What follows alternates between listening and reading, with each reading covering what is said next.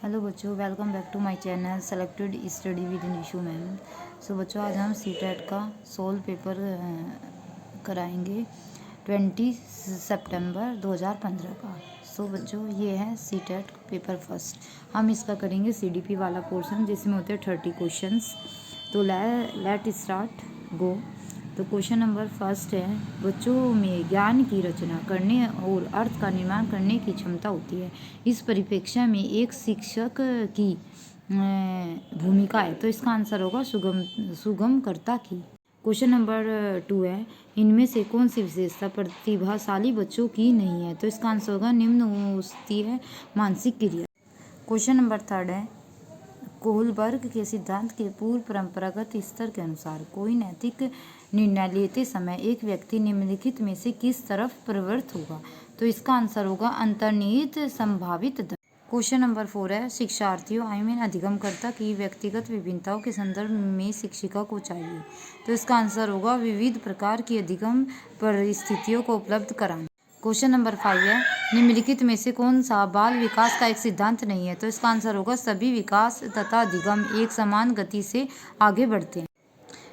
Question number 6 है, निम्नलिखित में से कौन सा आकलन करने का सर्वाधिक उपयुक्त तरीका है। तो इसका आंसर होगा आकलन शिक्षण अधिगम में अंतर्निहित प्रक्रिया है।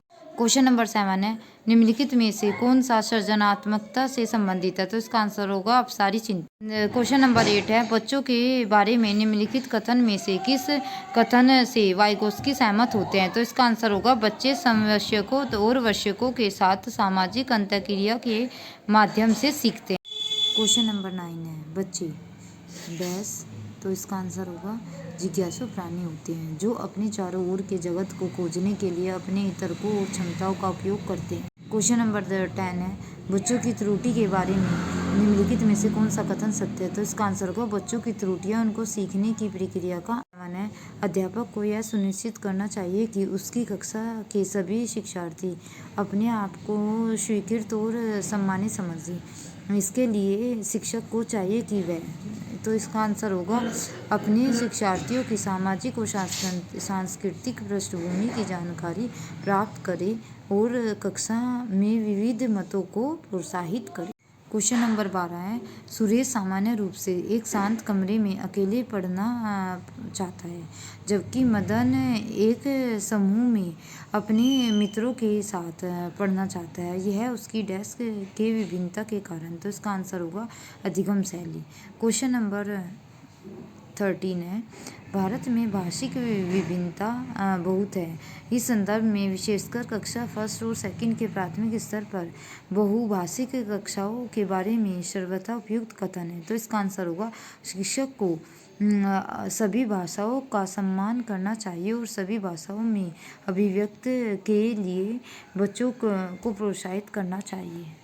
क्वेश्चन नंबर 14 है, प्राकृतिक पोषण विवाद में प्रकृति से क्या अभिप्राय है। तो इसका आंसर होगा जैविकीय विशेषताएं या वंशानुक्रमक सूचनाएं। क्वेश्चन नंबर 15 है, जनसंचार माध्यम सामाजिकरण का एक महत्वपूर्ण माध्यम बनता जा रहा है। तो नीचे दिए गए कथनों में से कौन सा सबसे उपयुक्त कथन है। तो इसका आंसर होगा सेकंड, जनसंचार माध्यम की पहुंच बढ़ रही है और जनसंचार माध्यम अभिवृत्तियों, मूल्यों और विश्वासों को प्रभावित करता है। क्वेश्चन नंबर 16 है, बच्चे किस प्रकार से सीखते हैं। नीचे दिए गए कथनों में से कौन सा इस प्रश्न के विषय में सही नहीं है। तो इसका आंसर होगा बच्चे केवल कक्षा में सीखते। क्वेश्चन नंबर 17 है, प्राथमिक विद्यालय शिक्षक को अपने शिक्षार्थियों को अभिप्रेत करने के लिए निम्नलिखित में से किस रणनीति को अपनाना चाहते हैं। तो इसका आंसर होगा बच्चों को उनकी रुचियों के अनुसार अपने लक्ष्य निर्धारित करने और उन्हें पाने के उद्यम में सहायता कर। क्वेश्चन नंबर 18 है, निम्नलिखित में से कौन सा सामाजिकरण का एक प्रमुख कारक है। तो इसका आंसर होगा परिवार। क्वेश्चन नंबर 19 है, बच्चों को समूह कार्य देना एक प्रभावी शिक्षण रणनीति है क्योंकि सीखने की, इसका आंसर होगा सेकंड, सीखने की प्रक्रिया में बच्चे एक दूसरे से सीखते हैं और परस्पर सहायता भी करते हैं। क्वेश्चन नंबर 20 है, एक औसत बुद्धि वाला बच्चा यदि भाषा को पढ़ने और समझने में कठिनाई प्रदर्शित करता है तो ये संकेत देता है कि बच्चा डैश का लक्षण प्रदर्शित कर रहा है। तो इसका आंसर होगा पठन अक्षमता डिसलेक्सिया का। क्वेश्चन नंबर 21 है, शैशव काल की अवधि होती है, शैशव काल की अवधि होती है जन्म से 2 वर्ष तक। क्वेश्चन नंबर 22 है, पियाजे के अनुसार 2 से 7 वर्ष के बच्चे का 2 से 7 वर्ष के बीच एक बच्चा संज्ञानात्मक विकास की डैश अवस्था में है, तो इसका आंसर होगा पूर्व संक्रिया। क्वेश्चन नंबर 23 है, विकास डैश से डैश की ओर चलता है, तो इसका आंसर होगा विकास सामान्य से विशिष्ट की ओर चलता है। क्वेश्चन नंबर 24 है, जब वश्यक संयोग से सामंजस्य कर लेते हैं तो वे बच्चे के वर्तमान स्तर के प्रदर्शन को संभावित क्षमता के स्तर के प्रदर्शन की तरफ प्रगति क्रम को सुगम बनाते हैं, इसे कहा जा सकता है, तो इसका आंसर होगा सहयोग देना।